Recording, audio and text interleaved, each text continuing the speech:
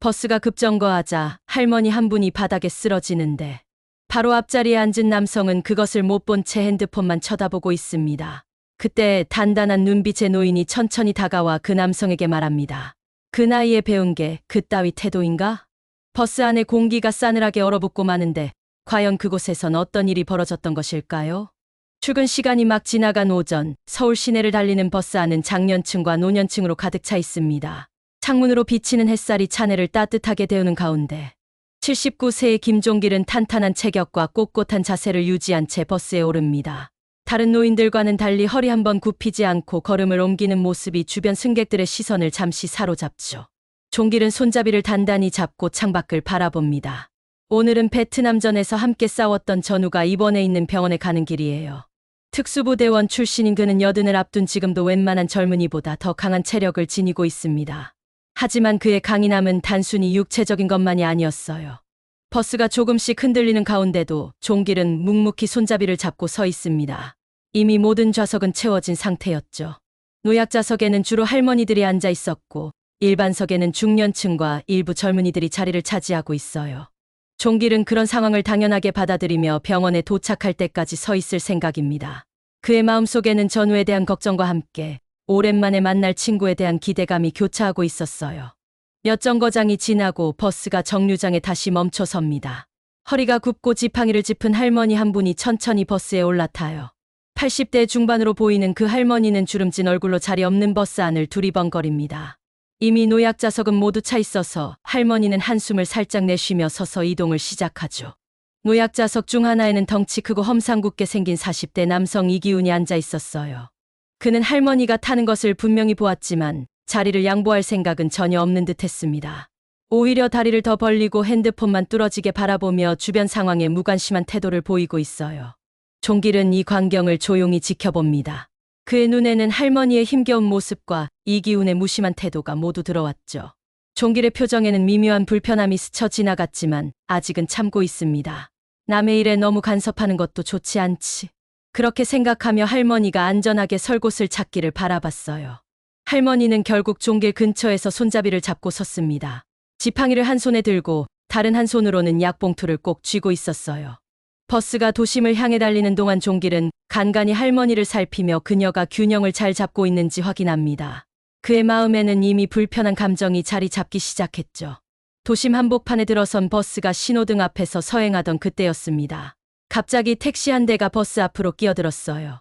버스 기사는 급브레이크를 밟을 수밖에 없었죠. 꽝! 급정거 소리와 함께 버스 안의 승객들이 앞으로 쏠립니다. 그 충격으로 지팡이에 의지하고 있던 할머니가 중심을 잃고 비틀거리다 결국 바닥에 넘어졌어요. 아이고, 할머니의 비명소리가 버스 안에 울려 퍼집니다. 지팡이는 멀리 굴러갔고 손에 들고 있던 약봉투도 바닥에 쏟아졌죠. 하얀 약들이 버스 바닥을 굴러다니며 여기저기 흩어졌습니다.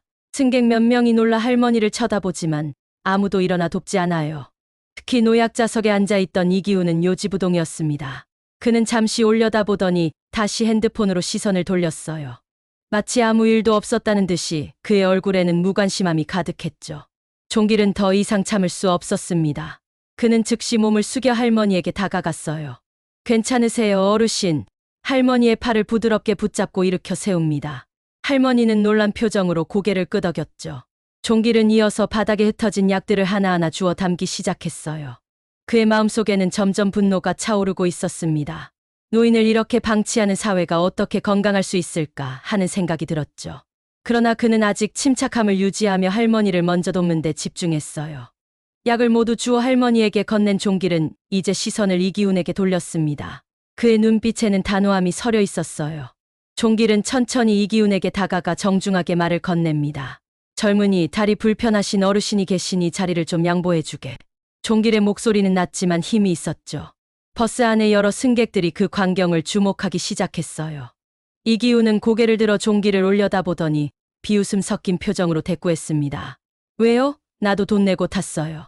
무임승차하는 늙은이들이 뭘 더 바라요. 나이 먹은 게 벼슬이에요. 그의 말에 주변 승객들 사이에서 작은 탄식이 흘러나왔어요. 종길은 표정 하나 바꾸지 않고 여전히 침착하게 말을 이었습니다. 자네 부모님도 나이가 들면 이런 대접받아야 한다는 말인가? 이 한마디가 이기훈의 신경을 건드린 듯 했어요. 그는 갑자기 자리에서 벌떡 일어나 종길에게 다가섰습니다. 그의 얼굴은 분노로 일그러졌고 목소리는 한층 거칠어졌죠. 뭐라는 척이야, 늙은이들이 잘난 척은. 이기훈의 말은 끝까지 이어지지 못했어요. 그의 눈에는 이제 오직 분노만이 가득했고 손은 종기를 밀치려는 자세를 취하고 있었습니다. 버스 안의 공기가 순간 얼어붙은 듯했어요.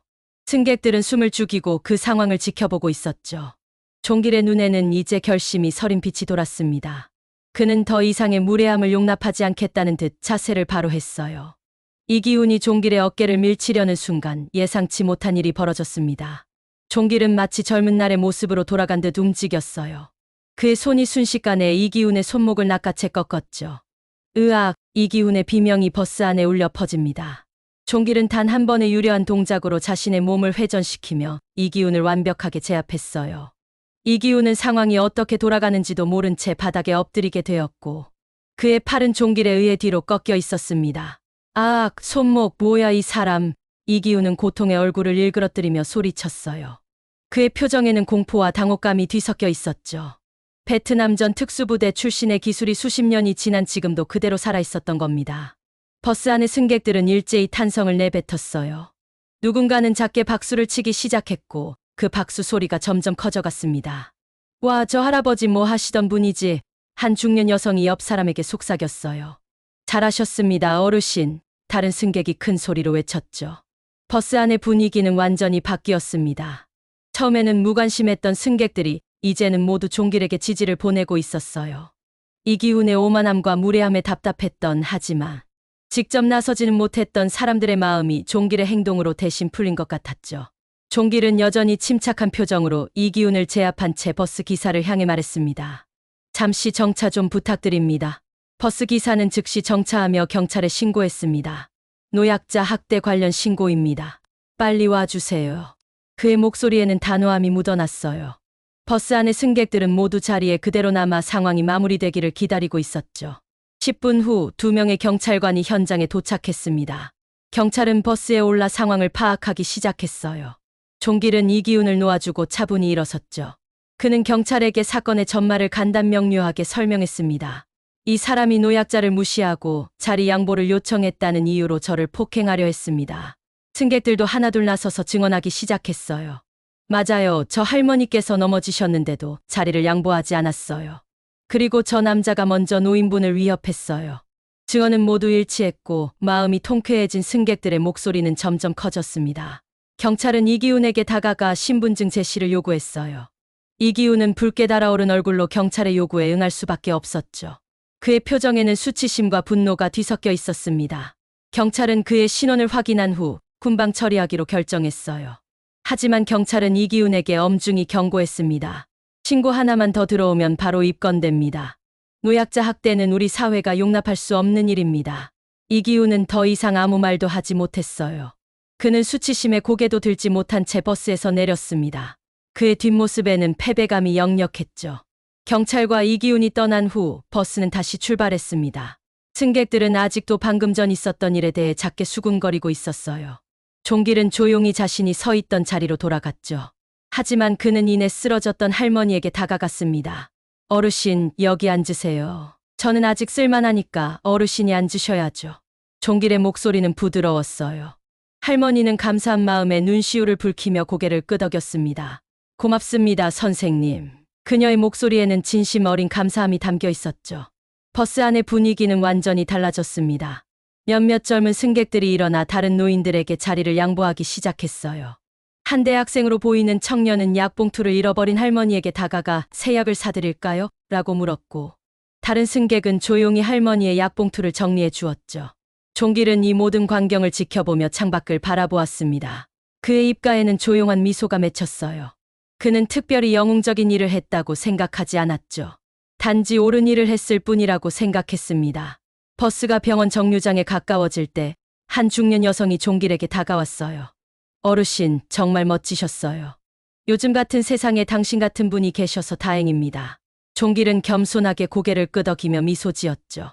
그는 이제 자신의 전우를 만나러 가는 발걸음이 한결 가벼워진 것을 느꼈습니다. 오늘의 작은 정의가 많은 사람들의 마음을 움직인 것 같아 기뻤어요. 병원 정류장에 도착한 버스에서 내리며 종길은 잠시 돌아보았습니다. 아직도 그를 바라보는 승객들의 시선과 미소가 느껴졌어요. 그는 가볍게 손을 들어 인사한 뒤 병원으로 향했죠. 오늘 일로 인해 약속 시간보다 조금 늦어졌지만 마음은 오히려 더 편안해진 것 같았습니다. 병원 로비에 들어서자 안내 데스크의 간호사가 종길을 알아보고 반갑게 인사했어요. 김종길 어르신 오셨군요. 박 어르신이 기다리고 계세요. 종길은 고개를 끄덕이며 엘리베이터로 향했습니다. 7층 병실에 도착한 종길은 문을 조심스레 열었어요. 병상에 누워있던 그의 전후 박상철이 미소를 지으며 고개를 들었습니다. 자네 왔군. 좀 늦었네. 종길은 병상 옆 의자에 앉으며 웃음 지었죠. 작은 일이 있어서 말일세. 오랜만이야, 상철아. 그리고 그는 버스에서 있었던 일을 천천히 이야기해주기 시작했습니다. 상철은 이야기를 듣고 나서 크게 웃었어요. 자네는 여전하군. 우리 부대에서도 항상 약한 자를 돕는 건 자네였지.